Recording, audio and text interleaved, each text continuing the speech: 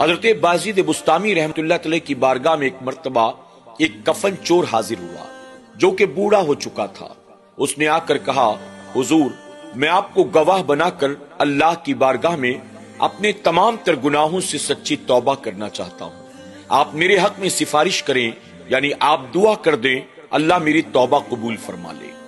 حضرت بازید بستامی رحمت اللہ تعالی نے اس کفن چور کے لیے اللہ کی بارگاہ میں دعا کی اور اس نے بھی رو رو کر اللہ کی بارگاہ میں سچے دل سے توبہ کی۔ جب اس کفن چور نے توبہ کر لی تو بازید بستامی رحمت اللہ تعالی نے فرمایا، اے شخص تو مجھے یہ بتا کہ تو نے زندگی میں کتنے لوگوں کی قبریں کھودی اور کتنوں کے کفن چرائے ہیں؟ وہ کفن چور کہنے لگا، میں نے اپنی پوری زندگی میں تقریباً 1000 لوگوں کی قبریں کھودی اور ان کے کفن چرائے ہیں۔ حضرت بازید بستامی رحمت اللہ تعالی نے فرمایا، جن 1000 لوگوں کی قبریں تو نے کھودی تھی کفن چرانے کے لیے، مجھے بتا تو نے کیا کوئی عبرتناک واقعہ دیکھا تھا، کوئی ایسی چیز جس نے تیرے دل میں خوف اور ڈر پیدا کر دیا ہو؟ وہ کفن چور کہنے لگا، یہی تو وہ بات ہے جس کی وجہ سے میں توبہ کرنے پر مجبور ہو گیا۔ اس سے پہلے کہ مجھے موت آئے میں رب کی بارگاہ میں توبہ کر کے اپنے رب کی بارگاہ میں رجوع کرنا چاہتا ہوں، اس سے صلح کرنا چاہتا ہوں تاکہ میں اس عذاب سے بچ جاؤں۔ آپ نے فرمایا، بتا تو نے آخر کیا دیکھا؟ وہ کفن چور کہنے لگا، جن 1000 لوگوں کی قبروں کو میں نے کفن چرانے کے ارادے سے کھولا تھا، میں نے دیکھا ان 1000 میں 998 ایسے تھے جن کے چہرے قبلے سے پھر گئے تھے، صرف 2 بندے ایسے ملے جن کا چہرہ قبلے کی طرف تھا۔ یہ دیکھ کر میں ڈر گیا اور میرے دل میں خوف خدا پیدا ہو گیا۔ اتنا سننا تھا، حضرت بازید بستامی رحمت اللہ تعالی زارو قطار رونا شروع کر دیتے ہیں، یہاں تک کہ روتے روتے آپ کی آنکھ لگ جاتی ہے۔ جب آپ کی آنکھ لگی تو کوئی کہنے والا کہہ رہا تھا، اے بازید تو کیوں ڈرتا ہے؟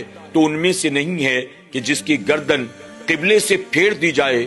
دراصل وہ لوگ جو پوری زندگی اپنے چہرے کو دین سے پھیرے پھیرے اپنی زندگی کو گزارتے ہیں، جب وہ مرنے کے بعد اپنی قبروں میں جاتے ہیں تو ان کے چہروں کو قبلے کی طرف کر دیتے ہیں، لیکن چونکہ پوری زندگی انہوں نے اپنے چہرے کو قبلے سے پھیرے رکھا، جب وہ قبر میں جاتے ہیں تو میں فرشتوں کو بھیج کر ان کی گردنیں مروڑ کر ان کے چہرے قبلے سے پھیر دیتا ہوں۔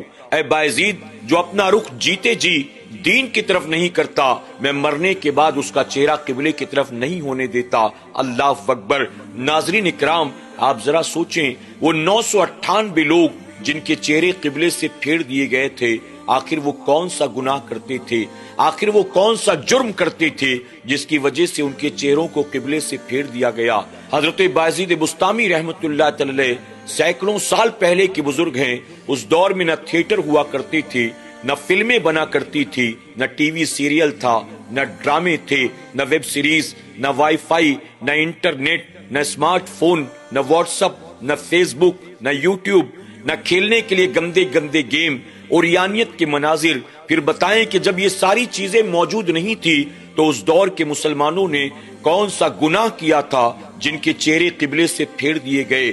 آج ہمارے اور آپ کے پاس گناہ کرنے کے لیے سینکڑوں چیزیں موجود ہیں اور ہماری اکثریت اپنی راتیں گناہ میں گزارتے ہیں، اپنا دن بھی اللہ رسول کی نافرمانی میں گزارتے ہیں۔ کیا کبھی ہم نے بھی سوچا ہے وہ لوگ کون تھے جن کے چہرے قبر میں جانے کے بعد قبلے سے پھیر دیے گئے؟